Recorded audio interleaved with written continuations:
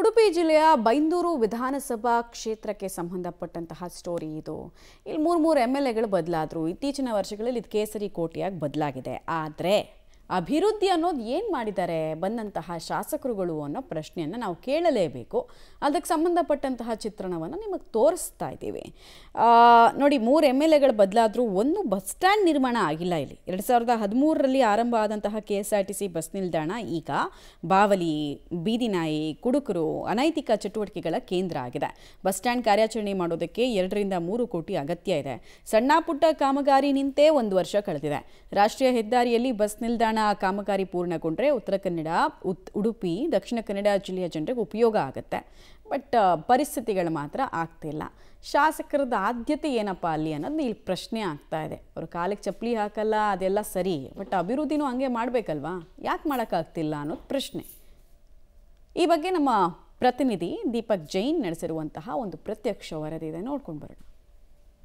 ಉಡುಪಿ ಜಿಲ್ಲೆಯಲ್ಲಿ ಬೈಂದೂರು ವಿಧಾನಸಭಾ ಕ್ಷೇತ್ರ ಅತಿ ಹೆಚ್ಚು ಹಳ್ಳಿಗಳಿರುವಂತಹ ಮತ್ತು ಅಭಿವೃದ್ಧಿ ಕಾಣದಂತಹ ಕ್ಷೇತ್ರ ಅನ್ನುವಂಥದ್ದು ಕಳೆದ ಹಲವಾರು ವರ್ಷಗಳಿಂದ ಬಹಳಷ್ಟು ಸಮಸ್ಯೆಗಳು ಇಲ್ಲಿರುವಂಥದ್ದು. ಇದಕ್ಕೆ ಒಂದು ಉದಾಹರಣೆ ಇಲ್ಲಿಯ KSRTC ಬಸ್ ನಿಲ್ದಾಣ. 2013ರ ಸಂದರ್ಭದಲ್ಲಿ ಶಾಸಕ ಗೋಪಾಲ್ ಪೂಜಾರಿಯವರು KSRTC ಅಧ್ಯಕ್ಷರಾಗಿದ್ದರು. ಈ ಸಂದರ್ಭದಲ್ಲಿ ಒಂದು ಹೈಟೆಕ್ ಬಸ್ ನಿಲ್ದಾಣವನ್ನು ಮಾಡಬೇಕು ಅನ್ನೋ ಒಂದು ಚಿಂತನೆಯಲ್ಲಿ ರಾಷ್ಟ್ರೀಯ ಹೆದ್ದಾರಿಯ ಪಕ್ಕದಲ್ಲೇ ಒಂದು ವಿಸ್ತಾರವಾದ ಜಾಗದಲ್ಲಿ KSRTC ಬಸ್ ನಿಲ್ದಾಣವನ್ನು ಆರಂಭ ಮಾಡಿದರು.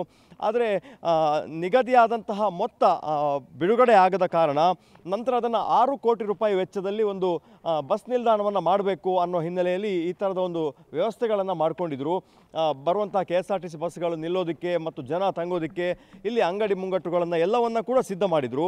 ಆದರೆ ಒಂದು ಅವಧಿ ಕಂಪ್ಲೀಟ್ ಆಗಿ ಆ ನಂತರ 5 ವರ್ಷಗಳ ಕಾಲ BM ಸುಕುಮಾರ ಶೆಟ್ಟಿ BJPಯಿಂದ ಶಾಸಕರಾಗಿದ್ದರು. ಈ ಸಂದರ್ಭದಲ್ಲೂ ಕೂಡ ಈ ಕಾಮಗಾರಿ ಪೂರ್ಣಗೊಂಡಿಲ್ಲ. ನಾವು ನೋಡ್ಬೋದು ಯಾವ ಥರ ಇದೆ ಅನ್ನುವಂಥದ್ದು. ಇದು ಅನೈತಿಕ ಚಟುವಟಿಕೆಗಳ ತಾಣ ಆಗಿದೆ. ಸಂಪೂರ್ಣವಾಗಿ ಹಾಕಿರುವಂಥ ಕಲ್ಲು ಬೆಂಚುಗಳಿರ್ಬೋದು, ಇಲ್ಲಿನ ಲೈಟಿಂಗ್ ವ್ಯವಸ್ಥೆ, ಗೋಡೆಗಳು ಎಲ್ಲವೂ ಕೂಡ ಹಾಳಾಗಿ ಹೋಗ್ತಾ ಇರುವಂಥದ್ದು. ಬಾವಲಿಗಳು ಮತ್ತು ಪಾರಿವಾಳಗಳು ಇಲ್ಲಿ ಆವಾಸ ಸ್ಥಾನಗಳಾಗಿದೆ. ಹಾಗಾಗಿ ಈ ಬಸ್ ನಿಲ್ದಾಣವನ್ನು ಬೇಗ ಕಾಯಕಲ್ಪ ಮಾಡಬೇಕು ಅನ್ನುವಂಥದ್ದು. ಅಂದರೆ 10 ವರ್ಷಗಳು ಹತ್ತಿರ ಆಗ್ತಾ ಇದೆ. ಅದಕ್ಕೂ ಮೊದಲು ಈ ಒಂದು ಬಸ್ ಸ್ಟ್ಯಾಂಡನ್ನು ಕಂಪ್ಲೀಟ್ ಮಾಡಿ ಅನ್ನುವಂಥದ್ದು. ನಾವು ನೋಡ್ಬೋದು ಯಾವ ಥರದ ಕೊಠಡಿಗಳನ್ನು ನಿರ್ಮಾಣ ಮಾಡಿದ್ದಾರೆ ಮತ್ತು ಇಲ್ಲಿ ಬಸ್ಗಳು ಬಂದು ತಂಗೋದಕ್ಕೆ ಮತ್ತು ಪ್ರಯಾಣಿಕರ ತಂಗುದಾಣಗಳು, ಅಂಗಡಿ ಮುಂಗಟ್ಟು ಎಲ್ಲವನ್ನ ಕೂಡ ಇಲ್ಲಿ ವಿಶ್ರಾಂತಿ ಕೊಠಡಿಗಳನ್ನು ಎಲ್ಲವನ್ನ ರೆಡಿ ಮಾಡಿದ್ದಾರೆ. ಆದರೆ ಇನ್ನೂ ಕೂಡ 1 ರಿಂದ 2 ಕೋಟಿ ರೂಪಾಯಿಯವರೆಗೆ ಬೇಕಾಗಬಹುದು ಅನ್ನುವಂಥ ಒಂದು ಯೋಜನೆಗಳನ್ನು ಈಗ ಹಾಕ್ಕೊಂಡಿರುವಂಥದ್ದು. ಆ ನಂತರ ಮತ್ತೆ ಸಿದ್ದರಾಮಯ್ಯ ಸರ್ಕಾರ ಬಂದಿದೆ.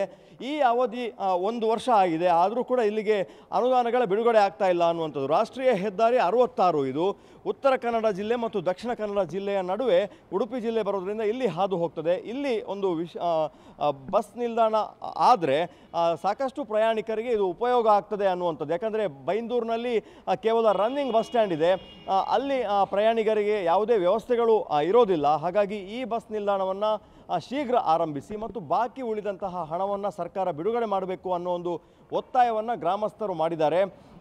ಹಾಗಾಗಿ ಈ ಅವಧಿಯಲ್ಲಾದರೂ ಈ ಬಸ್ ಸ್ಟ್ಯಾಂಡ್ಗೆ ಅನುದಾನವನ್ನು ಸರ್ಕಾರ ಕೊಡುತ್ತಾ ಅಥವಾ ಮತ್ತೆ ಈಗ ಏನು ಸುಮಾರು 5 ಕೋಟಿ ರೂಪಾಯಿ ಖರ್ಚಾಗಿದೆ, ಇದನ್ನು ಹೀಗೆ ಬಿಟ್ಟರೆ ಅದು ಕೂಡ ವ್ಯರ್ಥ ಆಗಿ ಹೋಗ್ತದೆ. ಇಲ್ಲಿ ಅನೈತಿಕ ಚಟುವಟಿಕೆಗಳು ನಡೀತಾ ಇರುವಂಥದ್ದು. ಇಲ್ಲಿ ಸೆಕ್ಯೂರಿಟಿ ಕೊಡೋದಕ್ಕೂ ಕೂಡ ಪೊಲೀಸರಿಗೆ ಆಗ್ತಾ ಇಲ್ಲ. ಹಾಗಾಗಿ ಈ ಕಾಮಗಾರಿಯನ್ನು ಬೇಗ ಮುಗಿಸಿ ಅನ್ನೋ ಒತ್ತಾಯವನ್ನು ಜನ ಮಾಡಿದ್ದಾರೆ. ಕ್ಯಾಮರಾ ಪರ್ಸನ್ ಚೇತನ್ ಜೊತೆ ದೀಪಕ್ ಜೈನ್, ಪಬ್ಲಿಕ್ TV, ಉಡುಪಿ. ಶಾಸಕ ಗುರುರಾಜ್ ಗಂಟಿಹೊಳೆಯವರು ಒಂದು ಅರ್ಥ ಮಾಡ್ಕೊಳ್ಬೇಕು. ಎಷ್ಟು ಪತ್ರ ಬರೆದಿದ್ದಾರಪ್ಪ ಇವರು? ಅನುದಾನ ಬಿಡುಗಡೆ ಆಗ್ತಿಲ್ಲ, ಸರ್ಕಾರದವ್ರು ಕೊಡ್ತಿಲ್ಲ ಅನ್ನೋದಕ್ಕೆ ಎಷ್ಟು ಪತ್ರಗಳನ್ನು ಬರ್ತಿದ್ದಾರೆ, ಅದನ್ನು ಬಿಡುಗಡೆ ಮಾಡಲಿ ಫಸ್ಟು. ಎರಡನೇದಾಗಿ ಅನುದಾನವನ್ನು ಈಗ ನೋಡಿ, ಜಯನಗರದ ಶಾಸಕರಿಗೂ ಕೂಡ ಅದೇ ಸಮಸ್ಯೆಯನ್ನು ಹೇಳ್ತಾ ಇದ್ರು. ಅವ್ರು ತುಂಬ ವೋಕಲ್ ಆಗಿ ಮಾತಾಡಿದ್ರು. ಫೈನಲಿ ಅವರ ಕ್ಷೇತ್ರಕ್ಕೂ ಕೂಡ ರಿಲೀಸ್ ಆಯ್ತು ಅನುದಾನ. ಸೊ ಅನುದಾನ ನಮಗೆ ರಿಲೀಸ್ ಆಗ್ತಿಲ್ಲ, ಹೀಗಾಗಿ ನಾವೇನು ಮಾಡೋಕ್ಕಾಗ್ತಿಲ್ಲ ಅಂದರೆ ಅದು ನಿಮ್ಮ ದೌರ್ಬಲ್ಯತೆಯೂ ಕೂಡ ತೋರಿಸುತ್ತೆ. ಆಮೇಲೆ ಅದೊಂದೇ ಅಲ್ಲ, ಅಲ್ಲಿ ತುಂಬ ಜನ ಶ್ರೀಮಂತರು ಇರ್ತಾರೆ, ಅವ್ರ ಹತ್ರ ಒಂದಷ್ಟು ಅವರೇ ಸಹಾಯ ಮಾಡೋ ರೀತಿಯಲ್ಲಿ ದುಡ್ಡು ಇಸ್ಕೊಳ್ಬಹುದು. ಆಮೇಲೆ ಅನುದಾನಗಳು ರಿಲೀಸ್ ಆದಮೇಲೆ ಮುಂದಕ್ಕೆ ನೋಡ್ಕೊಳ್ಬಹುದು. ಅದನ್ನೆಲ್ಲ ಕೂಡ ಮನಸ್ಸಿದ್ರೆ ಮಾರ್ಗ ಅಷ್ಟೇ, ಇಲ್ಲಾಂದರೆ 108 ನೆಪ ಅಷ್ಟೇ ಅದು.